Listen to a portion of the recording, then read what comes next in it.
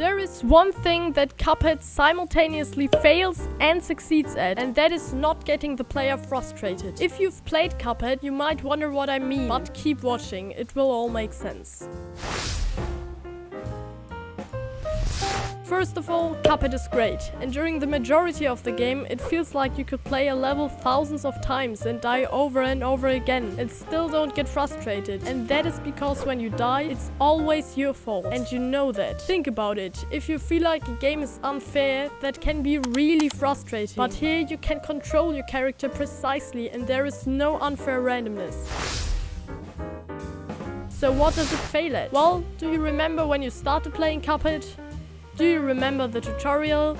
That's what I'm talking about. The tutorial in CUPHEAD is literally just a standard tutorial. It's named Introduction and that's what it is. The game is separate from its tutorial, and the problem with that is that it feels like saying, yes, you can play the game, just do your homework first. Also, there is just way too much information thrown at the player at once. To learn all the moves and special moves that it needs in 2 minutes, and by the time you leave the tutorial, you already forgot half of it. And even if you ignore that, parrying isn't taught very well. There is this huge wall of text that you have to read, and it still doesn't give you the information you need to parry without opening Google. Who could figure out that you have to hold the button on their own? But if that tutorial is so bad, how do other games handle teaching the player?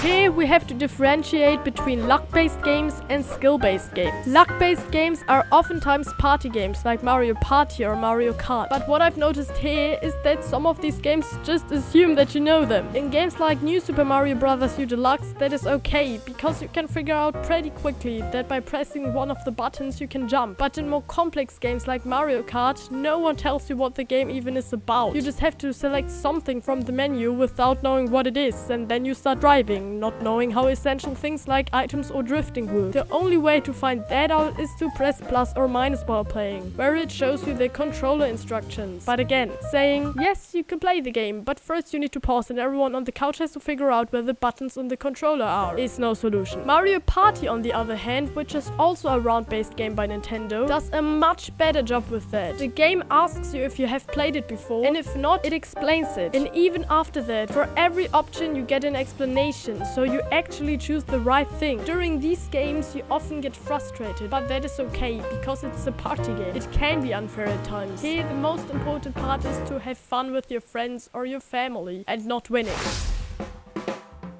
But what about skill-based games? Well, I've already talked about Will You Snail in this video, but another game that really shows some simple tricks how you can craft a tutorial is Donkey Kong Country Tropical Freeze. In that game, the tutorial is in the first level, and you don't even notice that it is a tutorial. There is also a little story shown, which also instantly makes you feel like you're already playing the game. There are on-screen instructions for what buttons you have to press, but no complex explanations what it does, because the player sees that as soon as they press the button. Show, don't tell. The game also leads you through the level with coins and bananas, and because of the many secrets, the player gets rewarded when they understand the mechanics, so they know they're doing the right thing. It also teaches step by step while you're progressing through the level, and not before that.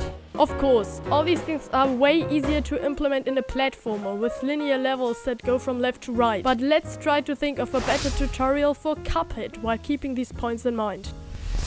First of all, I wouldn't put the tutorial outside of the world. Remember that character on the bridge that gives you coins? What if when you walk past him, he would automatically talk to you and ask you to kill a monster which is chasing him or something? And if you do, you get these 3 coins. You can also choose not to if you already know the game, but always can come back. The tutorial boss then can be easier than other bosses, and wait for your button inputs, which are explained on screen. Like that you would learn step by doing, not reading. Frustration in games can be a good thing, especially in luck-based games. Just make sure that the player gets frustrated about the right things.